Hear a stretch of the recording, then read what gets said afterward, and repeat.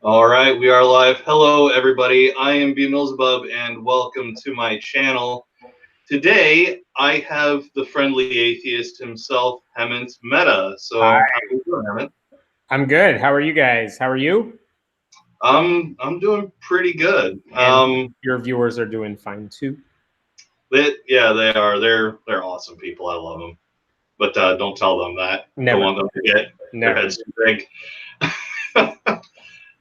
So I like to start out all my interviews by having my guests talk about the content they make. So, what content do you make? Yeah, so my main thing that I do is friendlyatheist.com, which is under the Patheos umbrella. And basically, I write about current events as it relates to atheism. Like, if you care about atheism in any way, what's going on in the news that you should care about?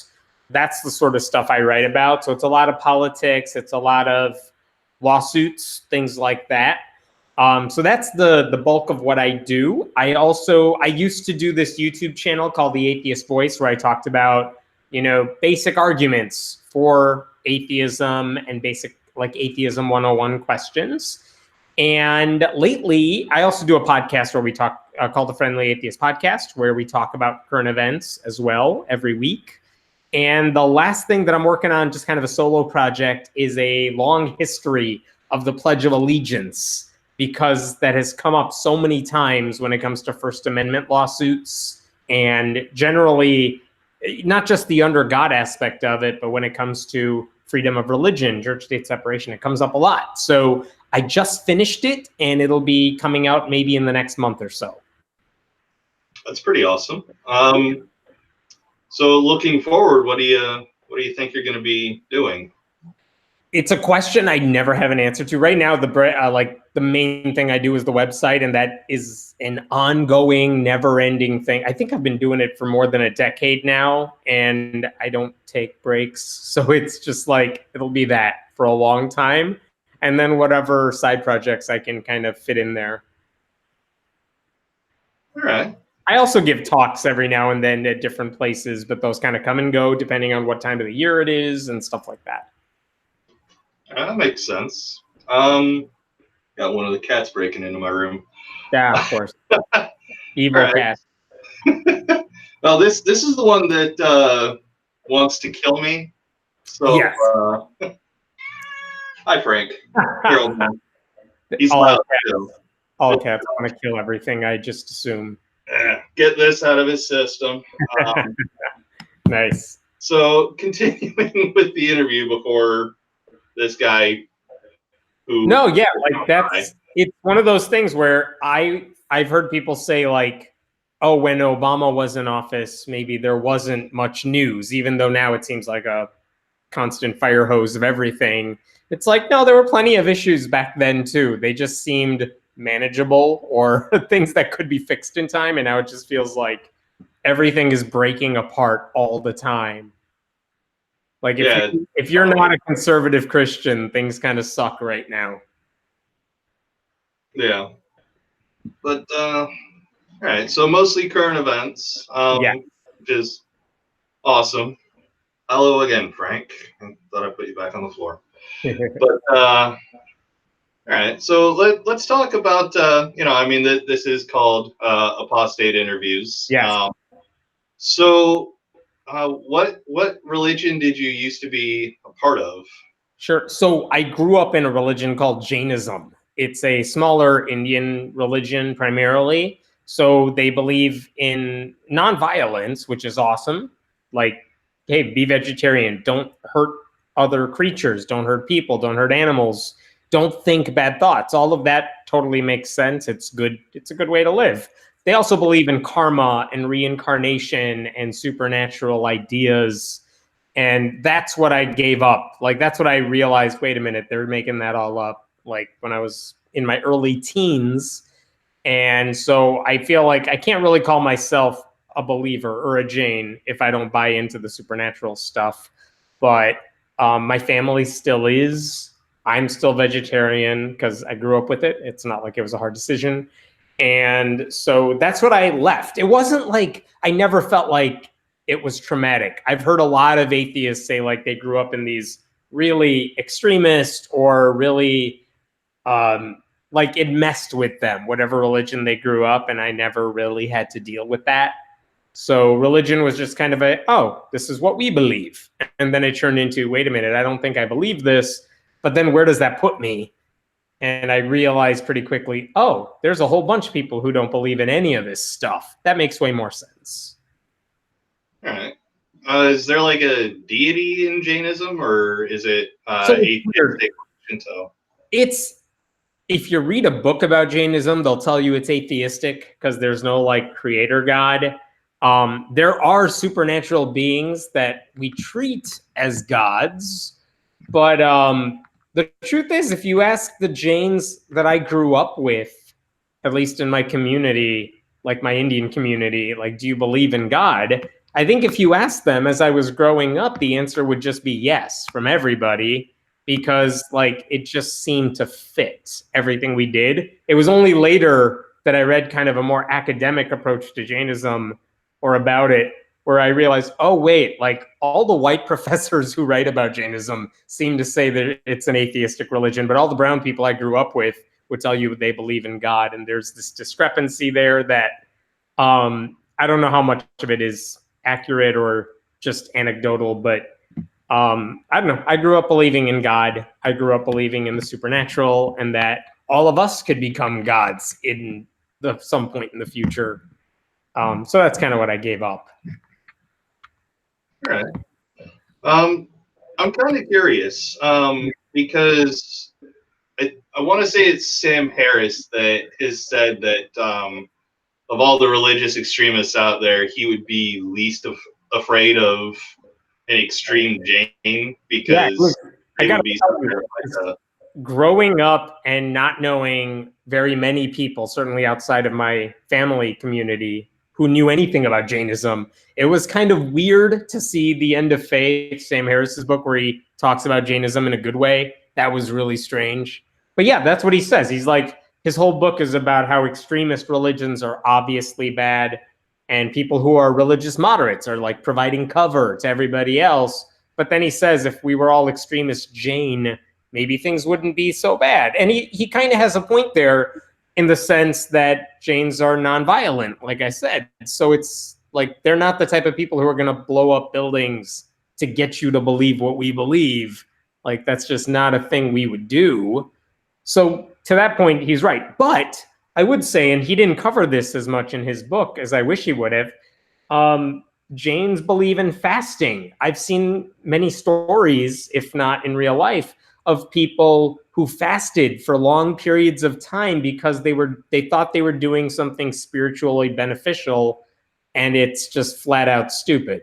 Like, no, don't not eat for 8 days straight. That's ridiculous. There's no good reason to do that. And yet people will do that and they'll get sick, and they encourage kids to do that sort of thing too. And like, it's one thing for a 40-year-old parent to do it, but for, I don't know, an 8-year-old girl to do it, that's messed up. Yeah, that's definitely not even remotely healthy. Not even close. So despite being, I should say, like, even the ones who do fast, like water is allowed, but like not food. That's if you're doing it like the very strict way. And there are loopholes around all of those things, but it's not even like Ramadan where you don't eat, when the sun is up. This is no, you don't eat for like 8 days. All right, so they're not violent, but it's not like they're without causing harm. Exactly. And it's not that their beliefs, it's not like their beliefs are all based in fact or reality or science.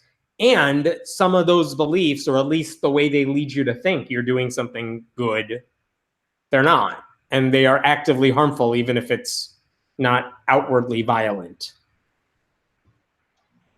All right. Yeah.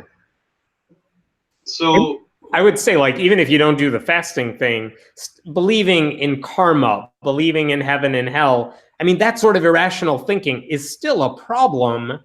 Like, it's not going to hurt you if I believe that stuff, but it means you're not thinking straight. And that's the sort of thing that I finally figured out for myself when I was younger, that like, wait a minute, that doesn't make any sense. And it's not that another religion has better answers. It's that religion is the wrong answer. All right. So would you consider the fasting for several days on end thing to be the most harmful thing about Jainism, or is there something you think is worse? That is the most harmful thing I've seen within Jainism. Like if Jainism ever comes up in the news for some reason, it's because of that. It's because some kid died because they were fasting for a long time. I rarely see Jains in the news, period, but I've seen him a couple times in several years about that.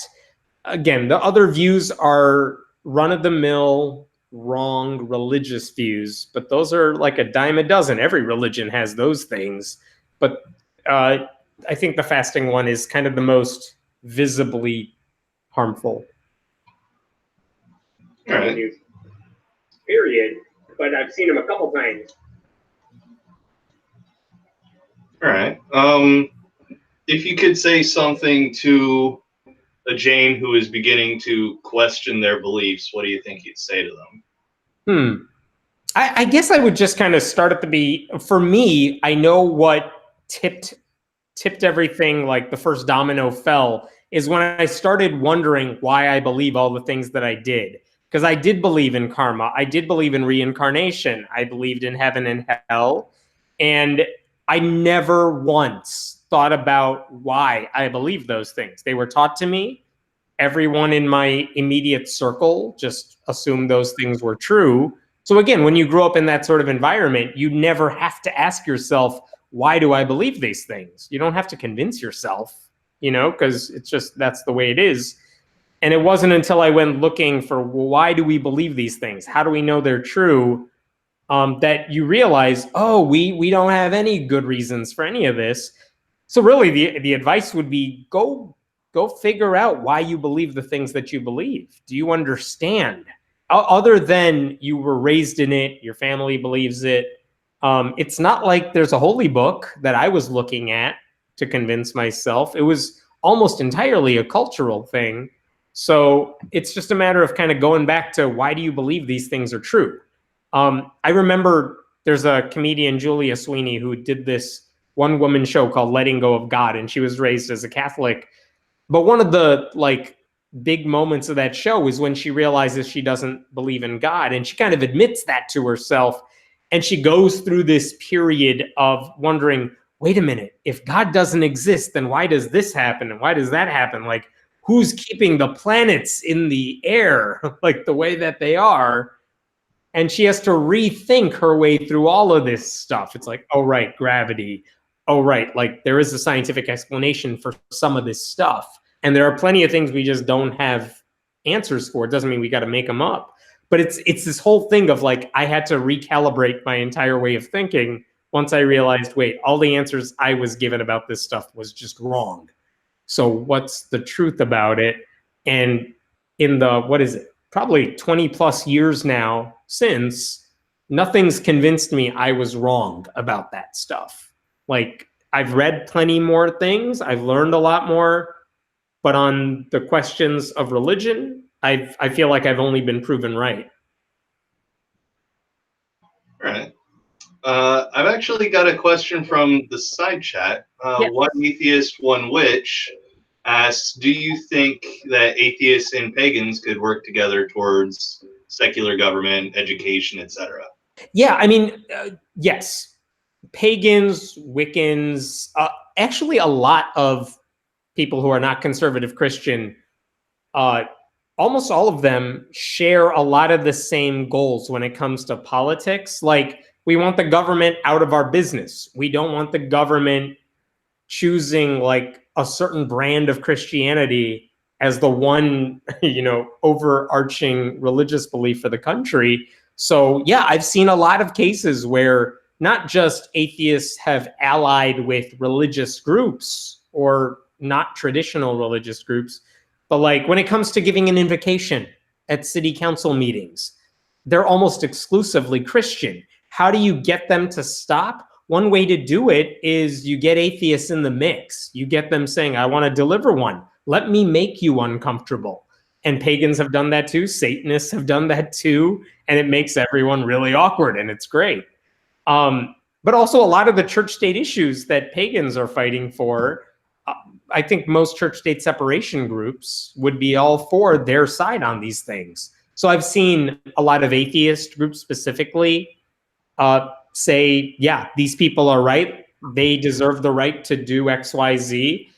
I've seen individual atheists do that for sure. So yeah, I mean, I think all religions are wrong. There are plenty of pagan, Wiccan, other religious beliefs that I'm just like, why the hell do you believe any of this stuff? I think it's silly.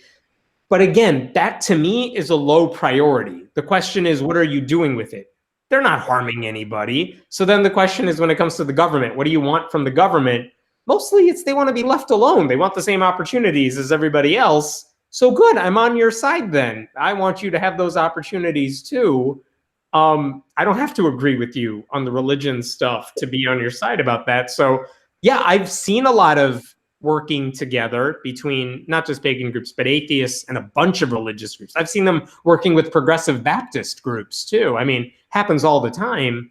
And I mean, yeah, I mean, I feel like I've written plenty of things about pagans who are doing things, and I'm like, let's get on this person's side because they're fighting a tough fight, especially because whenever they're in the news fighting those church-state battles, it's usually in a state where they're not really welcome. And if they're not welcome in a place like, I don't know, Alabama, you know atheists aren't welcome there either. So we're just natural bedfellows. All right. And if anybody wants to read what Hemant has written, if you go down into the description, you will find a link to friendlyatheist.com.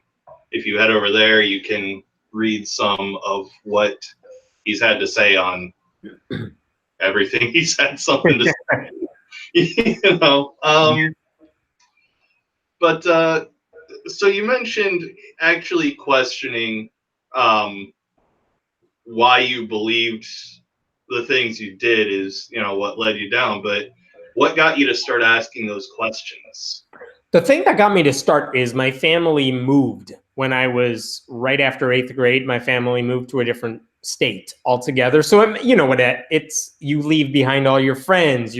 I started high school and it was a big high school and I didn't know anybody. And that was horrible for like a month or two. It was like the worst thing ever until I made friends and everything got better, right? I joined clubs. Everything was fine after that. But those couple of months where it's like, why would God do this, which is the worst thing God's done to anybody ever? And why would God do that to me?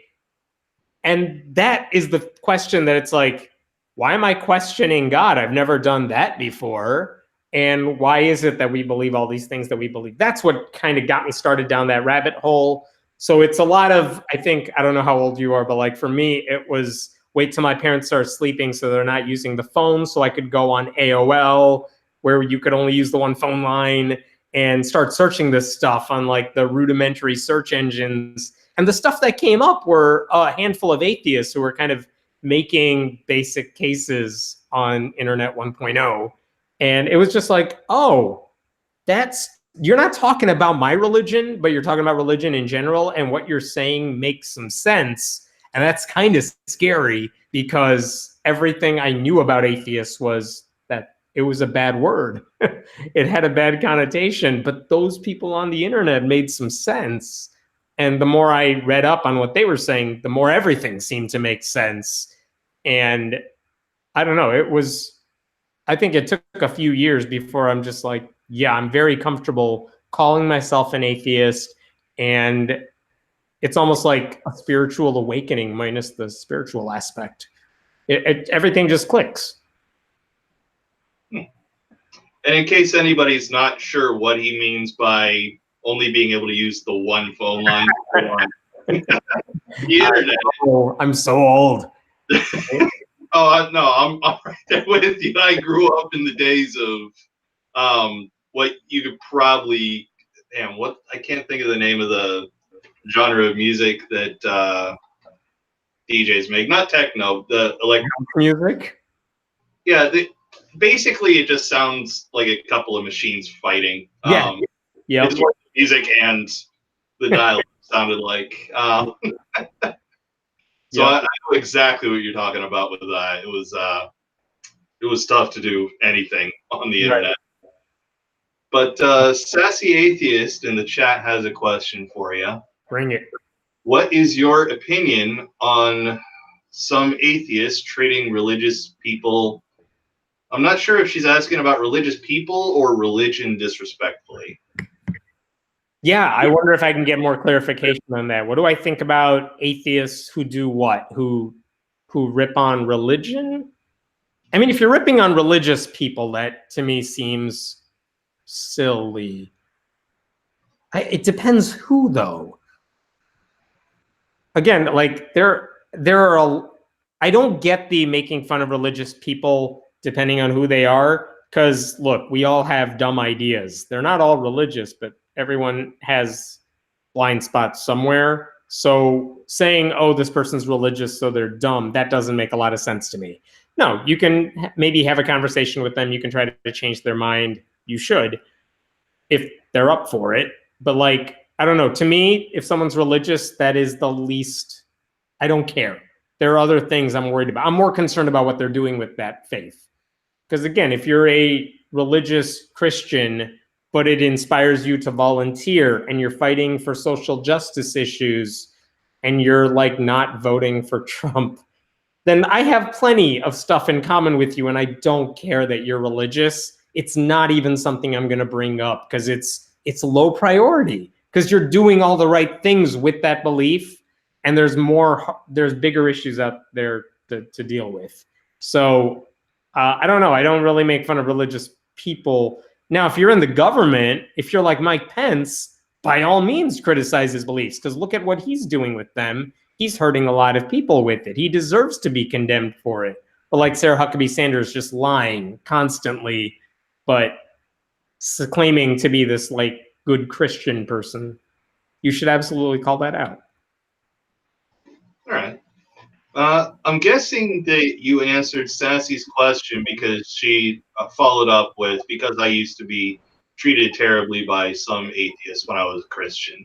Yeah, look, I mean, this is one of the things that you will see a lot. I see it online, especially in forums like Reddit Atheism, where I think a lot of the users are relatively new atheists. You know what I mean? They're just new to it, which means like you feel really smart because you get something that like most of the world does not. So you feel confident and smart, and that's an awesome thing. But it also means you feel smarter than like everyone else who's still religious. And yeah, it's easy to kind of just mock religious people because of that. So it happens and it sucks. And I'm sorry that person had to deal with that. But again, the question is, what are you doing with that faith? And I think atheists are just better off if we focus on people doing bad things with their religion and letting the people on the fence realize, like if you make fun of Ark Encounter and creationists who believe that the earth is 6,000 years old, creationism is an easy thing to mock.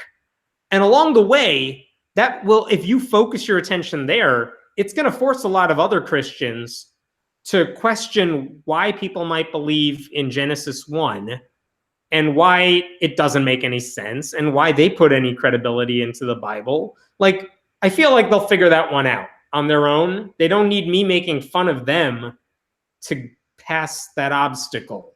So I don't know. I don't get it's not as pleasant. It's, what's the word I'm looking for?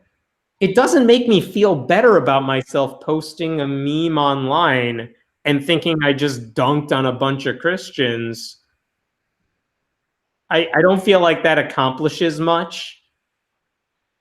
But I don't know. I'm sure there are some Christians who see some of those memes and they're like, I should rethink that. I just don't think it happens that often. So I don't know. Like the same thing with my website. I will totally call out Christians who are in the news for saying or doing stupid things. But I will see a lot of people just saying, someone will pass along a Facebook post a random person made making an argument for Christianity, and like they're wrong. So what do? Do I mock them for it? Do I point out all the flaws? I think the first thing I ask myself is, who is this and why do I care what this person has to say? Because if they're a nobody, and I mean that in like the nicest way I can, if they're not a public figure of any sort, nothing good is going to come of that necessarily. But if Franklin Graham, who has a platform where millions of people are listening, says the same thing, then I would go after that more likely, you know, because like that person has a following. People are listening to him. They're looking to him for that advice. So we should like pose a counter argument to that. But I'm not just going to go after random Christians for being Christian. That seems silly. All right. Let me scroll up a little bit because I saw another question. Let's see. Okay. All right. Mrs. Snarky asks, what do you think of atheists who call religion a mental illness? I mean, I'm not a psychologist. I don't even think it fits the definition. Because again, I think the worst thing you could say about religion is that it's wrong. But the thing is, when you're surrounded by everybody in your life circle who agrees with you, you're not the weird one for believing what everyone else does. Like, again, even if I don't think it fits the definition. So I think it's insulting to people who are actually mentally ill, who have legitimate like problems with their brain, who need help. So I don't know that it does us any favors. Again, it's one of those things where if I hear an atheist saying, oh, that person's religious, they're mentally ill, you look stupid for saying that, and you're not helping. It doesn't accomplish anything with that. You're just name calling. I don't know what that accomplishes. Yeah, it's the same thing. It's the same thing as saying religious people are stupid. What do we gain from that? Nothing. That's why people think atheists are just smug assholes. It doesn't help. What are you doing with that? Stop it. All right. Again, and it boils down to they're wrong. But everyone is wrong about a whole bunch of things. It doesn't mean like, look, politically, I have very strong opinions about politics. I don't think Republicans are mentally ill. I think they're wrong. I think they need more education on certain issues. But it doesn't do any good to just call them names. And again, you could do this with everything. You could do it about sports teams too. But like, again, it's beat them with arguments. Don't beat them with name calling because you're not going to win. Yeah. I definitely agree that you definitely shouldn't, mudsling like that. It won't accomplish anything. And, I mean, even if I'm hoping nobody in my audience would say that religion is a mental illness, because at one point, literally almost everyone who watches me regularly would have been considered mentally ill. Right. And likely most of their lives. Here's the biggest problem with that. If you're mentally ill, like actually mentally ill, it suggests there is something going on inside of you that you don't have control over.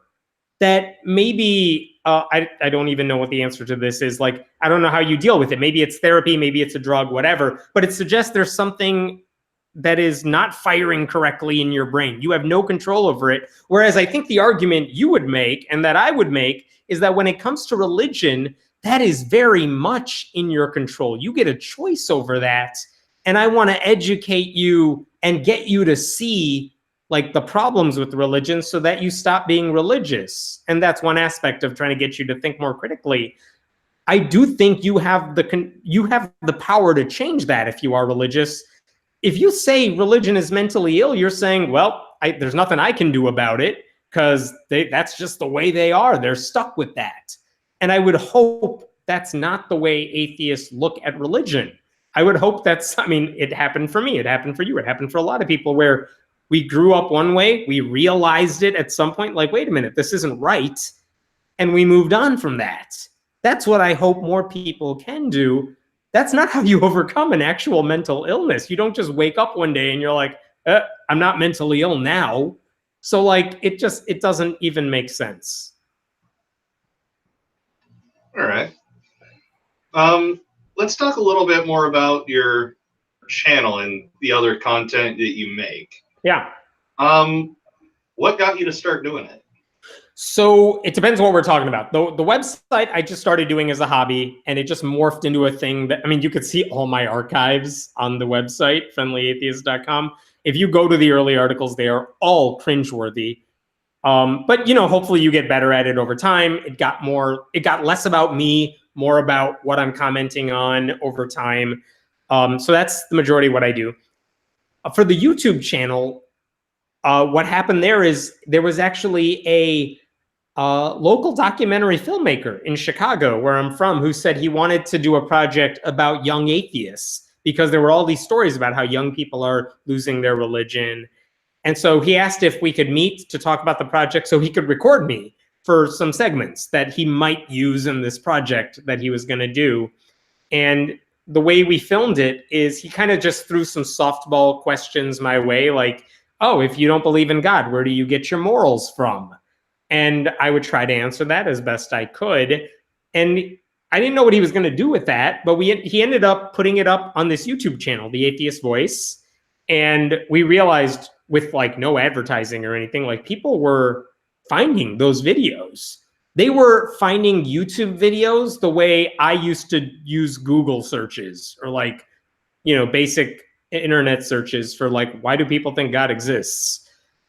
They were looking up answers about God on YouTube, and they were finding our videos. And so we made some more of them. And then I started like asking myself questions and trying to answer them. And that's kind of how that channel developed. And then we just started having fun with, you know, things you shouldn't say to an atheist, things that reasons heaven doesn't exist. We just tried to have some fun with that. But that's how that channel grew. I do the podcast, which used to be interviews, and then it kind of shifted to, let's just talk about what happened in the news, because there's a lot dealing with religion and politics in the news. So I don't know. I think the key was just I was never stuck on one thing. So always open to trying something new and seeing what happens. So I've written a couple of books. I haven't done that in a really long time. My latest project, like I mentioned, was just like this deep dive into all the controversies surrounding the Pledge of Allegiance. And that went way further and deeper than I thought it would go. I thought it would be like a little 1 hour thing that I could talk about.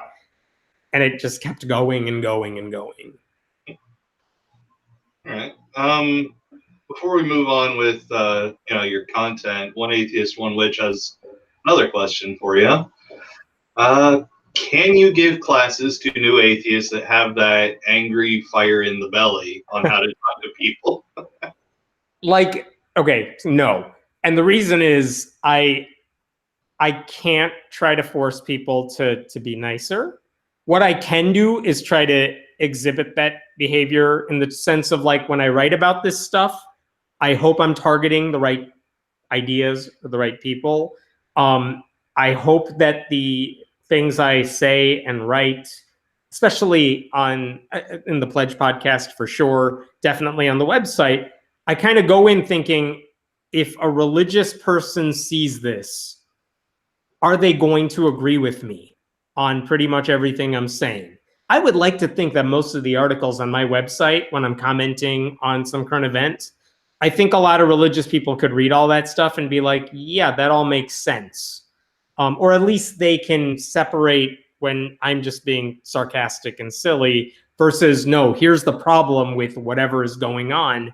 But that's kind of how I think about writing those articles. I'm not trying to, I don't think it's going to be useful for me to tell an asshole atheist, hey, don't be a dick, because it's not going to work. What I can show you is, look, if I write it this way, or if I talk this way, I think it's more effective. I think that was true of the YouTube channel too, which was very much I'm not calling you names, I'm just trying to explain this stuff in a way that I think a lot of religious people could see it, and they would at least get an introduction into the way an atheist might think about those issues. And I think based on the comments under those videos and the feedback I got, a lot of religious people did see those videos. I don't think you're going to see as much of that on some of the other channels where they're just flat out mocking religious people, or they just come off as arrogant or dickish as their overall demeanor. I'm sure they get every now and then some people who are like, you changed my mind. I think I got more. All right. I mean, what's your opinion on the angry atheist? Like, do you think it's something that they'll eventually get over? Like, is it just a phase that sort of happens, especially to the more well indoctrinated, recently deconverted atheists? It depends what the anger's about. Like, look, if you grew up in fundamentalist Christianity and you were homeschooled and you didn't really get a good education, because I've seen those fundamentalist Christian workbooks and textbooks, and they're not very good. And you grow up and you realize, wait a minute, I've been cheated out of an education, or I grew up thinking like anything sexual was going to send me to hell, and only now do you realize, wait, they were lying to me about all of that. Like, you have a right to be angry about that. I'm not going to tell you your anger is misplaced. So, I mean, there's some anger that makes sense. And when you see what conservative Christians are doing politically, what laws they're passing, you should be angry about that. So anger isn't the issue. It's how are you using that anger? What are you doing with it? Being angry for the sake of being angry, I don't think gets you anywhere. I don't think it's convincing if you're trying to change minds. So again, it's all about how you're using your anger, because there's good reason to be angry, but like, if you're just if your YouTube channel is just me yelling at the screen and talking about how everyone's an idiot, it might be amusing to the already converted. I don't know how many people you're going to change their minds about. And I think if anything, you might turn off people from wanting to hear anything else you say. So that doesn't help. All right. I actually think that's a point you made on your YouTube channel. Trying to think how many years ago. It's probably several years ago. Yeah. I mean, it's because it's been a thing where, especially on YouTube, where we get to see your face, the presentation you give matters, because it's not just words in a book. The way, like, I think people who are our age might have become atheists by reading a bunch of books about it. It's the words. The words speak for themselves. And like, Christopher Hitchens is angrier than Daniel Dennett. And I would argue there are some people who, I've heard it put this way, that some people need a bitter pill to swallow, like you got to shove it down their throats. Other people, it helps to have someone who can hand you water to kind of swallow it down, because it's not going to go down easy. So like, some people can only change their minds if you like shake it out of their system, and those angry people are good for that. But I think for most people, you want a voice that gets where you're coming from and can help guide you down that path. Because like, you're not dumb for being religious, but you are wrong. And you got to understand where that wrongness is coming from, why it's so powerful. When people have asked, like, what book should I read if I'm questioning my faith, I would never steer them to The God Delusion or something by Hitchens. I would probably send them to like a Daniel Dennett book about why religion, Breaking the Spell is a good one, because it talks about why religion is so powerful, why it has such a grip on people, and how you can kind of overcome that. That to me is more useful than someone who's just like, oh God, can you believe how dumb these people are for believing the earth is 6,000 years old? It doesn't really get you there. So especially on YouTube, where we see your face and you can kind of gauge sincerity a lot more easily, the presentation matters. There are plenty of Christians that I watch on YouTube where I'm just like, oh, they're putting on an act, or they're going through the spiel. They're on autopilot. They've given this sermon many times. Like, I don't care to listen to anything they say because it's not genuine. But there are some people who are genuine about trying to understand where you are, trying to get you to come toward my way of thinking on this issue. That's not easy to do, but when people do it well, I've seen some science channels where they do it really, really well, where they're just like, I'm excited about this. I want to get you excited about this. Let me help you understand why this is so cool. And I think that's a great approach that helps. All right. The atheist rationale says, I know you recently covered the NIFB, but I'm wondering what the overall opinion you have of the group is and the best way to tackle fundamentalism that extreme. Yeah, so the new independent fundamentalist Baptist cult, they've been around for several years, but it's basically a whole bunch of it's a whole bunch of white men who lead these churches that are relatively small, maybe a couple dozen people tops, but children are in their churches too. And they say, like, we are the true Christians. We are honoring what God says. But really, for all of them, it's a lot of here's why gay people are the worst. Here's why the government ought to be executing gay people. Like, they make it very clear, like, we're not saying we should do it.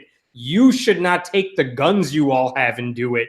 But, like, the Bible wants the government to do it. That's a big part of what they say. They also are very, very misogynistic in terms of gender roles. Like, they should have wives who are very submissive, knock out the babies one after another. So, I mean, this is their shtick. That's pretty much the only thing they talk about, because I subscribe to way too many of their YouTube channels for content, because there's a lot of crazy shit in there. So how do you combat that? I honestly think one of the best ways to do it is use their own words against them. I'll give you an example. There was this is in the news now. There is a guy in Tennessee who is one of these pastors. He also happened to be a detective with the Knox County Sheriff's Department, and he no longer has a job. Now, he was about to walk away from his job before his videos went viral, but part of the reason everyone's kind of ganging up on this one guy is because his sermons are all about how the government ought to be executing gay people. Oh, by the way, he works for the government. That's why it's so scary. And how do you take that guy down? You quote him directly. You don't need to mock him. You don't need to mock, like, here's what he looks like. You don't mock the way he talks, his accent, his others. It's look at what he actually said. Here's the video. Look at how crazy this is. Can you believe that? And we need more Christians speaking out against all that stuff too, because they're all using the same source book. But I do think that helps. I mean, the same way you took down Westboro Baptist Church. It's when enough people see what they're doing and they resist it and they protest it when they can. And they show every time there's news coverage of these people, they're like, the news reporters are also obligated to cover the protest that's happening outside. And people realize that an alliance of atheists and progressive Christians and hell, conservative Christians who are like, those people are jackasses. When you see that, that's a really strong counter argument to the hate that's being spewed on the inside. So the new IFB preachers had a conference last weekend. You saw like multiple protests happening outside the building. No violence. There was no mockery. It was, you had religious people saying, our religion promotes love. You had atheists saying, this is why you don't believe the Bible. And like, preaching love is more beneficial than preaching hate. That if that's the message that goes out, I mean, those IFB people, you're always going to find people attracted to extremists, but the key to expose, like the way to defeat it is you don't treat them like they're untouchable and wicked. You expose their beliefs for being like ridiculously stupid, and you quote them directly, and you make sure their names are attached to those words so they never get a job anywhere else. That way, when someone Googles Grayson Fritz, they're going to find that he's a hate preacher, and he's not going to get hired anywhere else as a hate preacher. The same thing with the Charlottesville like white nationalist rally.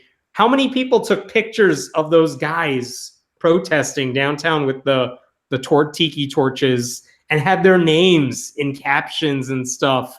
And those guys later, a lot of them anyway, came to regret it when they were like looking for jobs or trying to get a girlfriend or whatever it is. Like, that stuff comes back to haunt you, and good, it should. But that's how you combat them. You expose them. You show people, look at the hate that the Bible teaches. put it on Christians to justify why the Bible isn't that hateful.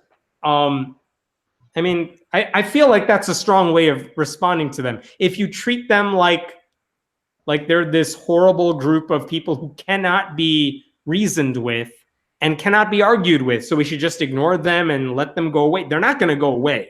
You have to expose them for what they are. You should make sure people know who the leaders are, where they're located, so people are aware and they can respond in kind. All right. It's probably a more effective tactic than what I'm really capable of doing, which pretty much is just a YouTube channel. I can't actively go out and protest because thankfully. But what you could do with the YouTube channel and what people can do is just a couple simple ways to do it. If you have a YouTube channel, you can show clips. Fair use, show clips of what they're saying and then respond to it in the way you would hope someone responds to it. If you see any coverage, if you see on your Facebook wall someone saying something stupid or sharing those clips, or they have their YouTube channels where they're showing this stuff, be the commenter that gets in there and points out why they're wrong. Let them delete it if they want to, but make sure people see the voice of reason. Because I know whenever I look at news articles, I glance at the comments too to see what people are saying about it. And it's always nice to have a voice of reason in the comment threads. Because again, those voices of reason, people will see that. People will upvote that. Those comments will go to the top of the pile. So, I mean, those are simple ways to push back against those haters, or use whatever tools you have to just say, this is wrong. I don't agree with this, instead of staying silent about it. All right. Let's see. Kind of derailed the flow I had, but that was a great derailment. I actually really liked that. Let's see here. So I'm kind of wondering, because you're more active on friendlyatheist.com. What's the main goal that you have with that platform? With Friendly Atheist, the main goal there is to make sure atheists are informed about what's happening in the news regarding religion, church-state separation. I feel like there's not a lot of places online where you can go, if this is the thing you're most passionate about, where do you get news about it? There's a lot of news sites for progressives and liberals in general. There are not a lot of places you could go to if atheism is your big thing, or church-state separation is your primary focus. Even organizations like nonprofit groups that do a lot of the work, they can't necessarily comment on why Trump is bad on certain issues regarding church-state separation. They will put out their own statements, but they can't be political. I can be. So I just want to make sure I can cover as much as possible, and I can't do everything, but I try to cover as much as I can. If you are an atheist who cares about church-state separation and religion in general, where are you going to go to get that news and stuff that you care about? I hope I can be that person. So that's kind of how I use the site. All right. And friendly reminder to everyone in the chat and watching this in the future, friendlyatheist.com, link down in the description. Go give it a click. And is there some way to actually follow that, or do you just have to go back periodically? I mean, there's an RSS feed if people still use that. The articles get on Twitter and Facebook, whatever's good for you. There is an email subscription too. We try to make it easy so you can get it however you want to get it. Okay. Also, your Twitter is linked in the description with a couple other things. So yeah, if you're not already following Hemant on Twitter, what do you do? Yeah, start following. Definitely. You post pretty regularly. I mean, I usually see at least one thing a day from you. Oh, there's way more than that. And honestly, I mean, I'm lucky enough that I could say that's my day job. So it better get updated. Otherwise, what the hell am I doing with my life? Right on. I'd love for this to be my day job. I love doing it. Yeah. So is there anything that you're particularly proud of, like a video from your channel or an article you've written, like a favorite thing you've done? So this is going to seem like a cop-out answer. Like there's plenty of stuff I'm proud of. Actually, I put out a book. I edited a book last year called Queer Disbelief that is all about religion and LGBTQ rights and how they work together. Like usually we think of those two things not going together at all. Sometimes they can go together, but like how does religion hurt LGBTQ people? How does it help them, if ever? How do people who are like trans, how can you be trans and Christian? Like, and we tried to ask ourselves all of those questions. The writer was Camille Barajic, and I edited the book. But like, I'm really proud of that book that she wrote and I put out. And like, that is one of my favorite things. This Pledge podcast that's about to come out, it's called Separation of Church and State versus the Supreme Court, kind of as a podcast thing. But it'll be up soon. I'm really proud of that thing. But honestly, a lot of what I do is I try to put something out there, whether it's on the website or a video, and then erase it from my head completely so I can start over and do it again. So a lot of the work I do on the website, especially, it's like, wow, this article is crazy. Like, oh my God, I can't believe this person did this thing. Let me write about it, post. Okay, I'm done with that. Let me move on to the next thing because I have to, because otherwise I'm going to go crazy trying to remember or try to live off of what I did in the past. So I very much like try to do something, then put it aside and work on the next thing. So hopefully I'm not proud of anything because I just kind of move on from it. And then I'm not stuck on whatever I did. Hey, eye to the horizon, I get it. Yeah. But yeah, I'm gonna keep an eye out for that podcast, and you know, after it comes out, I'll link that in the description here. I had to double check. It's churchstateseparationpodcast.com. Oh, it's up now? It's not up yet, but that's the placeholder for it. That's where all the information will be posted. All right. My computer's a little bit of a dumpster fire, so I'm gonna have to wait to find it, you know, after this, but it'll definitely go up. Sure. Yeah, just give me a reminder before we call after I end the live stream because my memory is a dumpster fire too. That's all right. So unless the chat has any more questions for Hemant, I've got one more question that I like to ask everybody that I interview. Is there something from your religious past that you find difficult to get over, kind of like fear of hell or some kind of sexual repression caused by religion, anything like that? Maybe it's just because I've had to deal with it for like 20 years of being an atheist or so. I can't think of anything I miss about religion or haven't been able to overcome.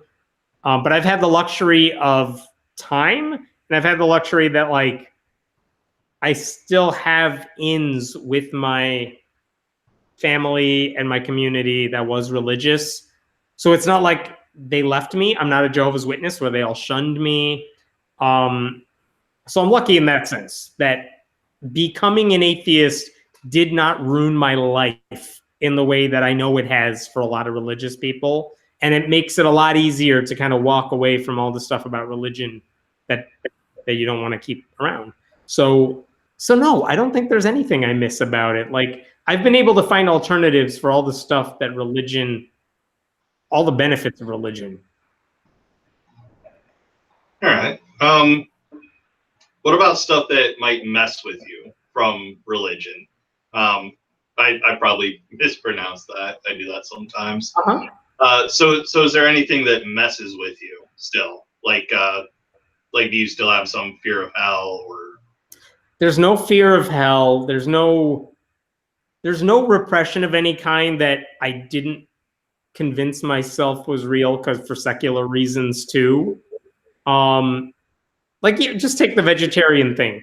Have I missed out on not eating meat my entire life? I don't feel like I did. I don't blame religion for that because I could still give you secular reasons for why I'm a vegetarian, you know? So, like, I don't regret that and I don't feel bad about that. So, I don't know, maybe there is something and I can't think of it right now, but there's nothing, I don't feel like religion messed with me in a way that still lingers.